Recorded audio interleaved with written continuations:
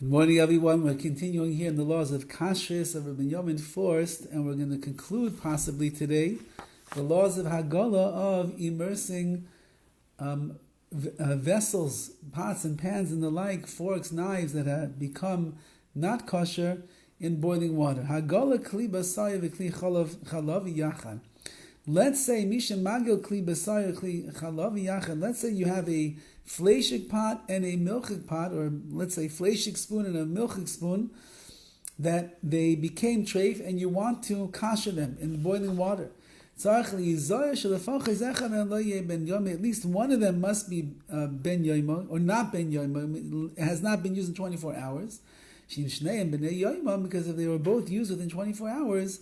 Yes, then you're heating up meat and milk in the same pot, and you're crossing paths, and they both become asa because of basar v'chalav, meat and milk. Even though remember that we said before, lecharchila, really, whenever you kasher with hagala, whatever you are putting into the boiling water should not have been used for 24 hours. Din machavas. What about a frying pan? Machavas shemitagnim ba yesh chilukei dinim im tzicha libun ayagala. There are different opinions over here. If you have a frying pan, do you need libun? Do you need fire? Or do you need hagala? Can you use hagala? Can you just immerse it in boiling water? V'yesh lishol shelis chacham ba'ifan achsharasan. And therefore you make sure you ask the rabbi, your local Orthodox rabbi, before you do it, how you are going to kasher such a pan. It's not such a simple process. Many hold you need libun, and most frying pans cannot handle the heat of the fire that is needed, and therefore it's in many cases very difficult to kasher a frying pan. Ulam, however, machlas shemishtamshim ba leloi kol shemen, machlas teflon. What about a Teflon frying pan? Ein lachshir, that Teflon cannot be kashered, and therefore if you have Teflon frying pans that end up with problems of KASHRUS, and it's the end of that frying pan, and you'll go to Home Goods or to Target, or you'll order online a new frying pan for yourself. Kederus tzevuos. Apparently there are pots and pans that have coloring in them. Kederus havos tzevuos mibeis hacharosh. Sometimes pots come colored from the place where they are made, the factory. Mutal achshiran, you can still kasher them. Don't worry that maybe the color over there is like preventing the hot water from kashering it. It's still okay. And the last halacha that he has in this chapter is hashilush b'chli shel iser, using a kli that became not kosher. Are you allowed to use it before you kasher it? A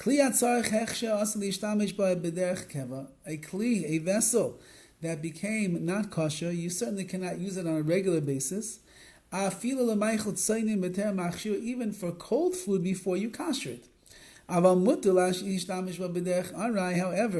if you want to use it occasionally, for cold food, as long as you cleaned it off, so the cold food is not going to pick up any of the absorption from the walls of that vessel. In that, he says you'd actually be allowed to use it in a casual type of a non-consistent way.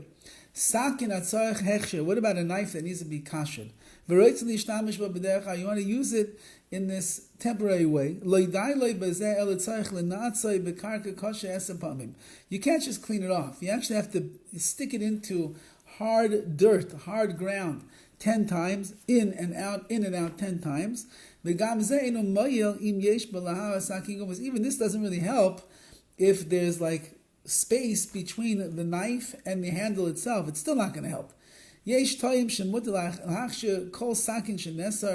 those who make the mistake and think you can kasher any knife that became asa just by doing this, sticking it in the ground 10 times.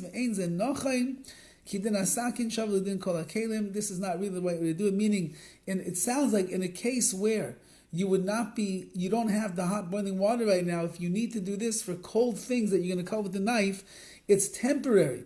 However, it's really, a knife is like any vessel. And you